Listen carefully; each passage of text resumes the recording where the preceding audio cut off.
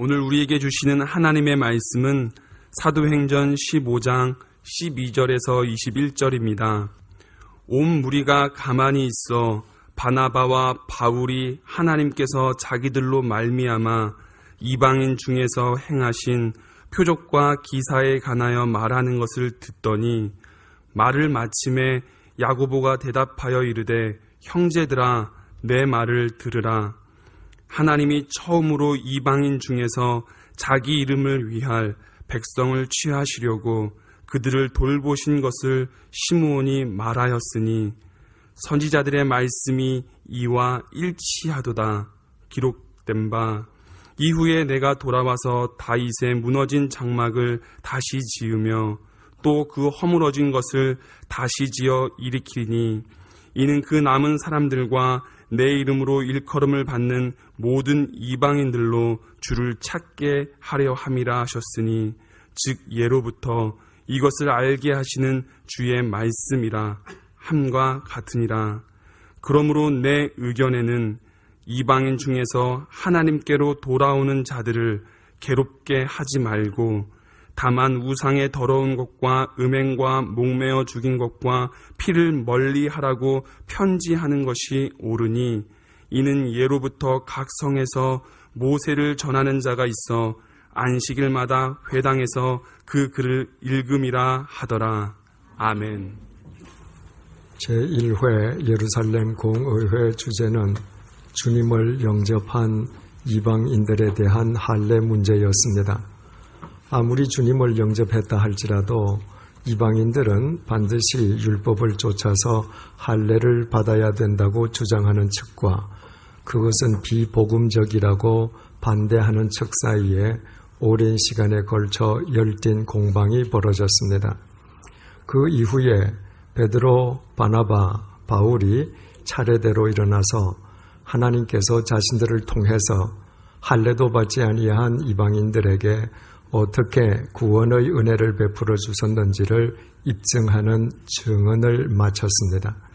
그리고 마침내 공의회 의장이었던 야고보가 이방인 할례에 대한 최종 판결을 내리게 됩니다. 야고보는 먼저 하나님께서 베드로를 통해서 가이사랴의 이방인 고넬료 일행을 구원해 주신 것을 하나님께서 그들을 돌보셨다고 표현했습니다. 우리말 돌보시다로 번역된 헬라어 동사 에피스켑토마이는 절망, 고통 혹은 좌절 속에 빠져있는 당신의 백성을 직접 찾아가셔서 친히 위로해 주시고 어루만져 주시는 하나님의 모성적 사랑을 드러내는 단어라고 했습니다. 야고보 사도는 그 단어를 사용함으로써 하나님께서는 선민의식에 젖어있는 유대인들이 착각하는 것처럼 당신의 부성적 엄격함으로 이방인을 심판하는 분이 아니시라 당신의 모성적 사랑으로 이방인마저도 당신의 자녀로 품어주시는 구원의 하나님이심을 분명히 한 것이었습니다.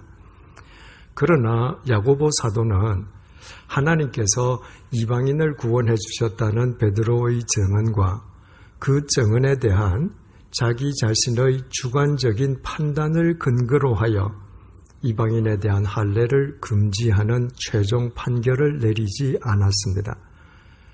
야고보의 최종 판결의 근거는 하나님의 말씀이었습니다.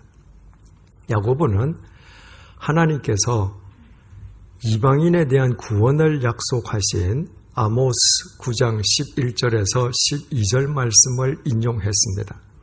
그리고 하나님께서 이방인 고넬료 일행을 구원해 주셨다는 베드로의 증언과 바로 아모스 선지자를 통해서 하나님께서 말씀하신 그 말씀은 정확하게 일치한다고 선언했습니다. 하나님께서 이방인 고넬료 일행을 구원해 주셨다는 베드로의 증언은 베드로 개인만의 말이 아니라 바로 아모스 선지자를 통해서 말씀하셨던 그 하나님의 말씀이기도 하다는 선언이었습니다. 그리고 야고보 사도는 다음과 같이 최종 판결을 내리게 됩니다. 19절 말씀입니다. 그러므로 내 의견에는 이방인 중에서 하나님께로 돌아오는 자들을 괴롭게 하지 말고, 우리말 성경에는 야고보 사도가 명사형으로 내 의견에는 이라고 말한 것처럼 번역이 되어 있습니다. 그래서 야고보가 마치 그 공의의 석상에서 자기의 개인적인 의견을 피력한 것처럼 보입니다. 그러나 헬라어 원문에는 이 부분이 동사형으로 서술되어 있을 뿐만 아니라 그 원문의 뜻도 우리말 의견과는 다른 의미입니다. 야고보 사도는 이렇게 말을 했습니다. 디오 에고 크리노, 그러므로 내가 판결을 내린다 라는 뜻입니다.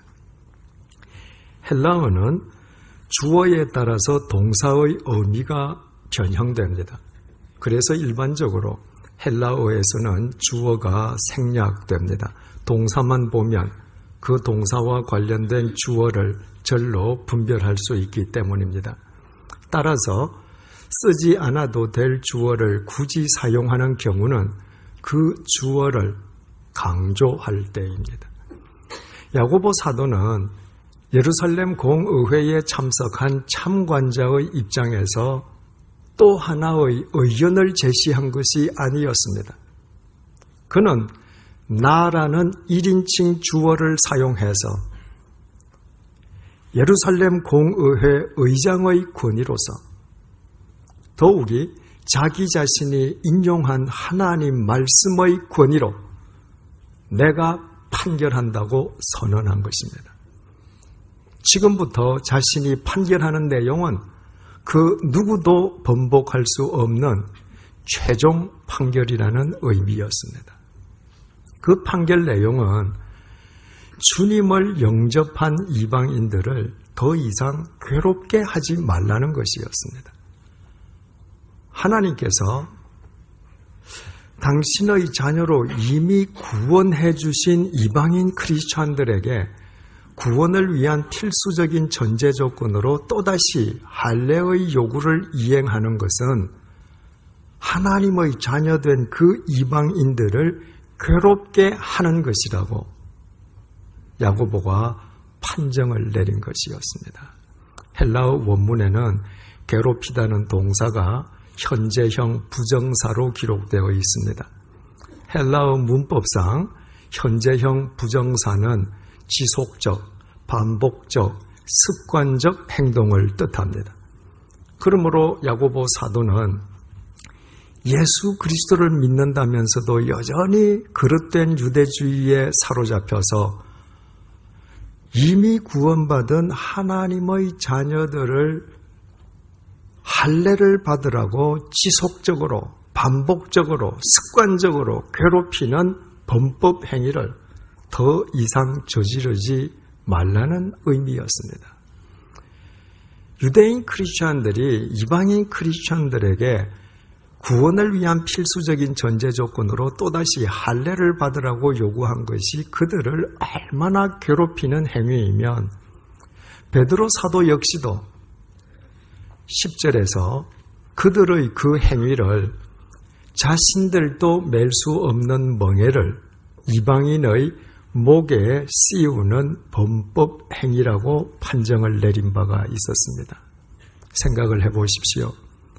멀쩡하게 살아있는 사람의 목에 자신은 풀 수 없는 멍에를 더 씌우는 것보다 사람을 더 괴롭히는 일이 어디에 있겠습니까?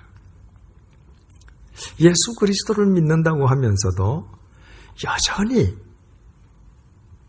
그릇된 유대주의에 사로잡혀 있는 유대인 그리스도인들이 이미 구원받은 멀쩡한 하나님의 자녀들에게 구원을 위한 필수적인 전제 조건으로 할례를 받으라고 요구하는 그들의 행위를 바로 하나님의 자녀들을 괴롭히는 범죄 행위라고 판정한 야고보 사도의 판결은 참으로 명판결이었습니다.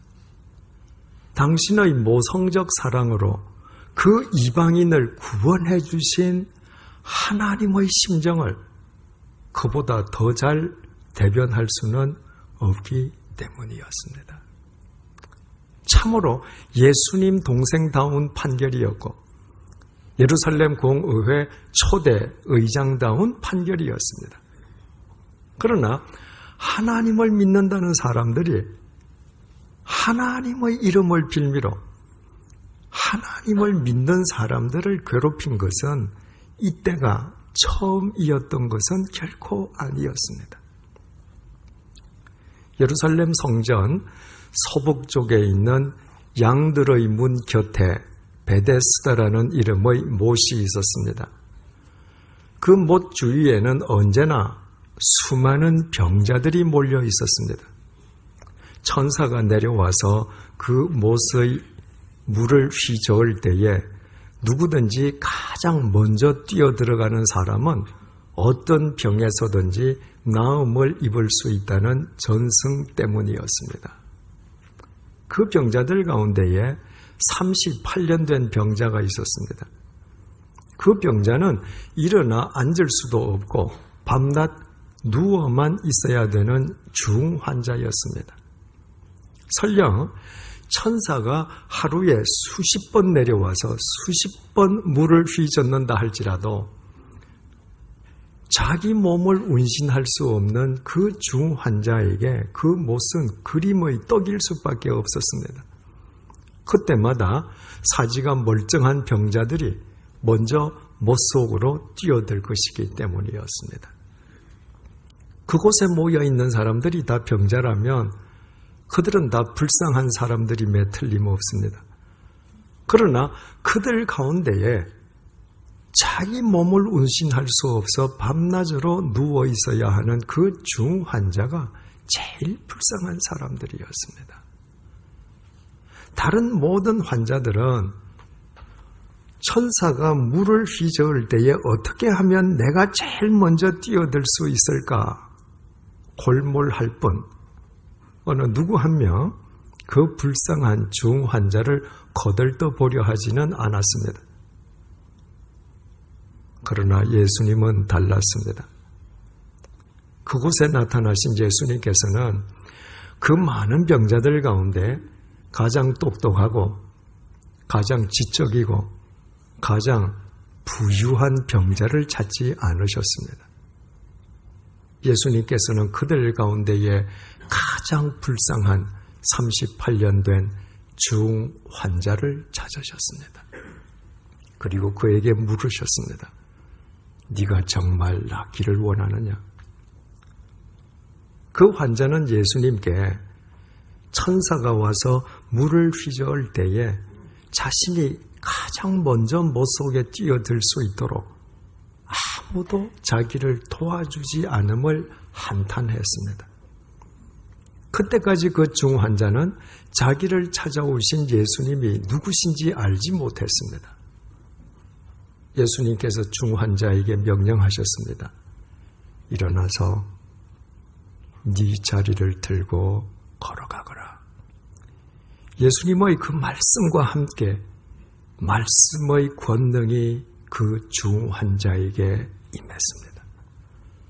38년 된 중환자는 내가 언제 아팠었느냐는 듯이 그 자리에서 일어나서 자기가 38년 동안 누워있던 거적대기를 들고 걸어가기 시작했습니다. 38년 동안 중병에 갇혀있던 불쌍한 사람이 그 중병으로부터 나음을 입었다면 그 중환자를 개인적으로 아는 사람이든 모르는 사람이든 상관없이 적어도 그 현장에 모여있는 사람들은 다 같이 나음을 입은 그 환자와 더불어 기뻐하며 축하해 줌이 마땅하지 않겠습니까? 그러나 일단의 유대 교인들은 그렇게 하지 않았습니다. 기뻐하고 축하하기는커녕 오히려 나음 입은 그 환자를 안식일을 범했다며 비난하고 괴롭혔습니다. 마침 그날이 안식일이었는데 그 중환자가 일어나서 자신이 누워있던 거적대기를 들고 가는 것이 안식일을 범했다는 이유에서였습니다. 38년 된 중병으로부터 나음을 입은 그 환자와 더불어 기뻐하기는커녕 오히려 하나님의 말씀을 빌미삼아 정죄하고 괴롭혔던 그 사람들은 하나님도 하나님의 말씀도 알지 못하는 이방인들이 아니었습니다. 그들은 모두 하나님을 알고 하나님의 말씀을 믿는다는 유태교인들이었습니다. 그럼에도 불구하고 그들은 새 생명을 입은 그 사람을 비난하고 괴롭히는 대열에 앞장섰습니다. 예수님 당시에 서기관들과 바리새인들은 하나님의 말씀에 통달한 사람들이었습니다. 그들은 모두 자신들이야말로 하나님의 말씀을 누구보다도 더 잘 알고 누구보다도 더 잘 믿고 누구보다도 더 잘 준수한다는 자부심 속에서 살았습니다. 그러나 예수님께서는 그들을 이렇게 질타하십니다. 마태복음 23장 15절입니다. 화 있을진저 외식하는 서기관들과 바리새인들이여, 너희는 교인 한 사람을 얻기 위하여 바다와 육지를 두루 다니다가 생기면 너희보다 배나 더 지옥 자식이 되게 하는도다. 바리새인들은 이방인들 가운데에서 개종자를 찾기 위한 전도 활동에 누구보다도 열심인 사람들이었습니다. 그러나 예수님 보시기에는 그렇게 전도 활동에 열심인 바리새인들이 지옥 자식에 불과했습니다. 그들은 자기 자신들은 말할 것도 없고 개종자들이 하나님 앞으로는 정작 나아가지 못하도록 그 앞길을 가로막고 괴롭히는 범죄자들에 지나지 않았기 때문입니다. 이처럼 복음서를 자세히 들여다보면 하나님을 믿는 절대 다수의 유대인들이 사람을 살리는 생명의 통로가 되기보다는 오히려 하나님의 말씀을 명분 삼아서 사람들을 괴롭히는 짓을 서슴지 않았음을 우리는 쉽게 확인할 수 있습니다. 신약 성경은 순서가 중요하다는 말씀을 드린 적이 있습니다. 신약 성경은 복음서로 시작됩니다. 복음은 말씀이 육신을 입고 이 땅에 오신 성자 하나님이신 예수 그리스도께서 인간을 죄값을 대신 치르시기 위한 제물이 되어 돌아가셨다가 죽음을 깨뜨리고 부활하셨으므로 누구든지 그분을 믿기만 하면 죄와 사망의 덫으로부터 구원을 얻는다는 것입니다. 자기 자신이 죄인인 줄 알지 못하는 사람은 상관없겠지만 자기 자신이 죄인임을 자각한 사람에게는 문자 그대로 복된 소식, 복음이 아닐 수 없습니다. 그 복음의 뒤이어 사도행전이 나옵니다. 사도행전은 복음의 토대 위에서 교회가 어떻게 태동되었고 확장되었는지를 보여주는 교회의 역사책입니다. 복음서, 사도행전, 복음서가 먼저 있고 그 뒤에 사도행전이 뒤따르는 이 순서가 중요합니다. 언제든지 앞세워야 할 것은 복음, 예수 그리스도, 말씀이지 교회가 아닙니다. 교회가 중요하다면 교회 그 자체가 중요해서가 아니라 교회가 하나님의 말씀을 앞세우고 말씀의 통로가 되기 때문입니다.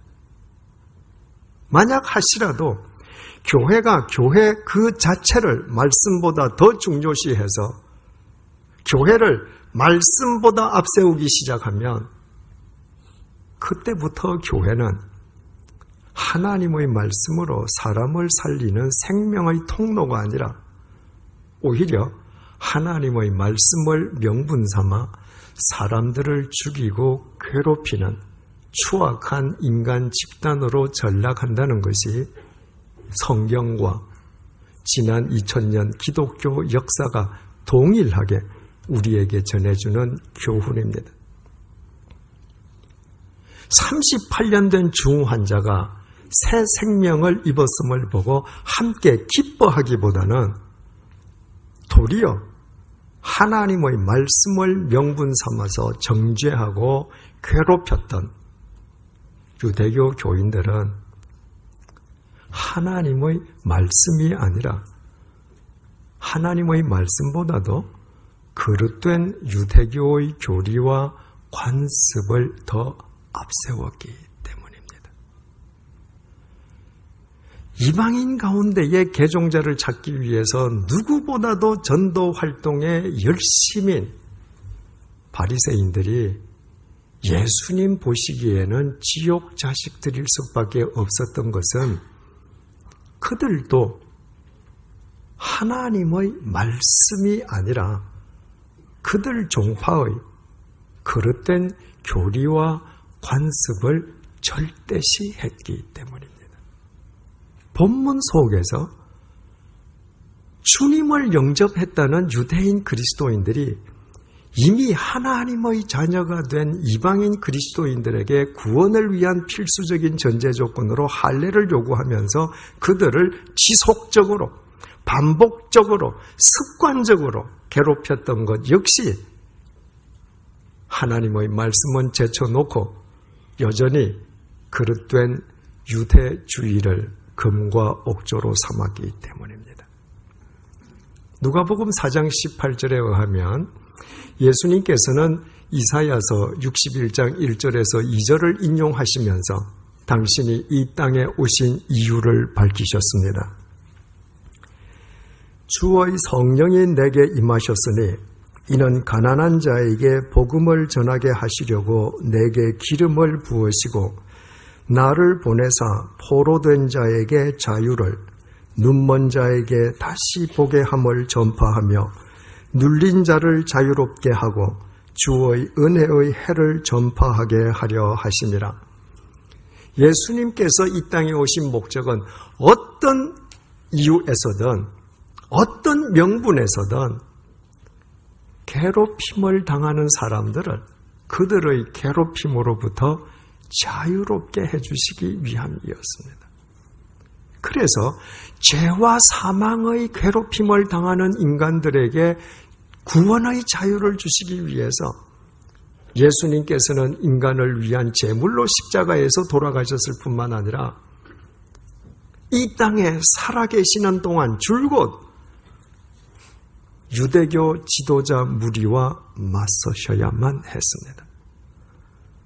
예수님이 보시기에 유대교 지도자 무리는 하나님을 믿는다면서도 하나님의 말씀을 앞세우는 것이 아니라 자신들의 종교적인 기득권과 세속적인 이권을 지키기 위해 하나님의 말씀으로 포장된 그릇된 교리와 전통과 관습의 멍에를 하나님의 선량한 백성들의 목에 씌우고 괴롭히는 추악한 인간 집단에 지나지 않았기 때문입니다.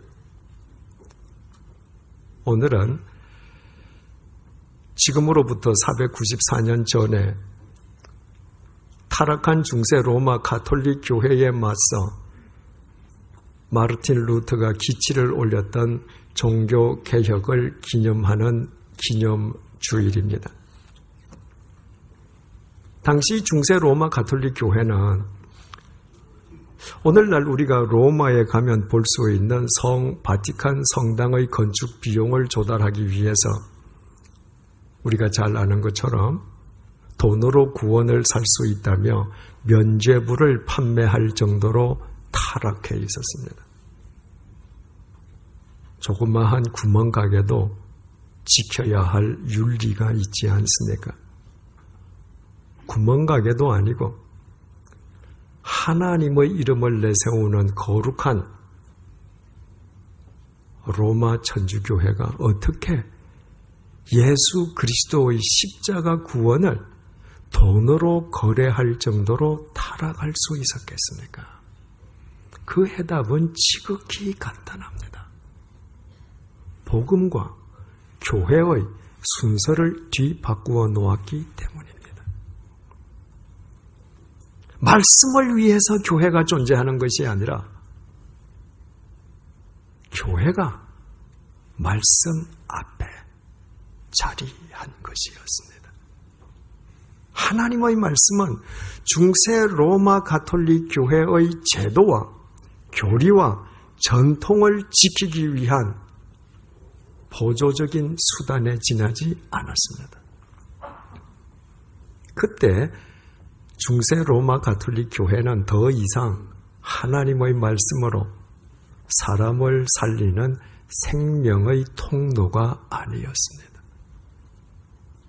그들의 제도와 교리와 관습으로 하나님의 선량한 백성들을 괴롭히는 추악한 인간 집단에 지나지 않았습니다.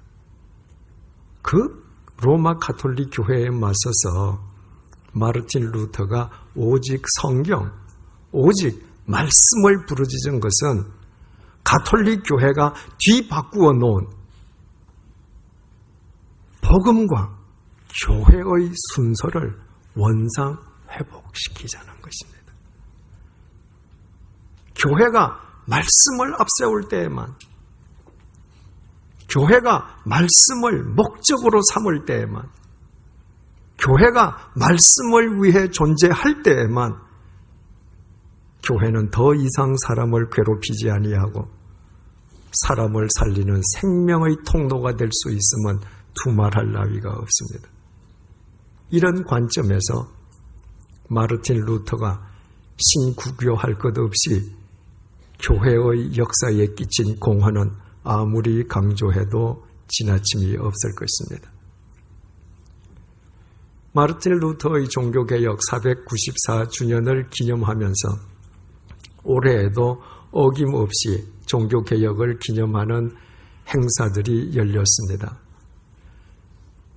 해를 거듭할수록 종교개혁을 기념하는 행사의 규모와 횟수는 더 늘어나고 있고 교회 개혁의 구호도 점점 더 크게 울려 퍼지고 있습니다. 그럼에도 불구하고 오늘날 한국 교회는 494년 전에 마르틴 루터가 맞섰던 그 부패한 중세 로마 가톨릭 교회보다 더 부패했다는 비난에 직면해 있는 것이 현실입니다. 그 이유가 대체 무엇이겠습니까? 교회는 제도나 건물이 아니라 교회를 이루고 있는 사람들의 모임, 즉 주님을 우리의 주인으로 모신 우리 자신들 아닙니까?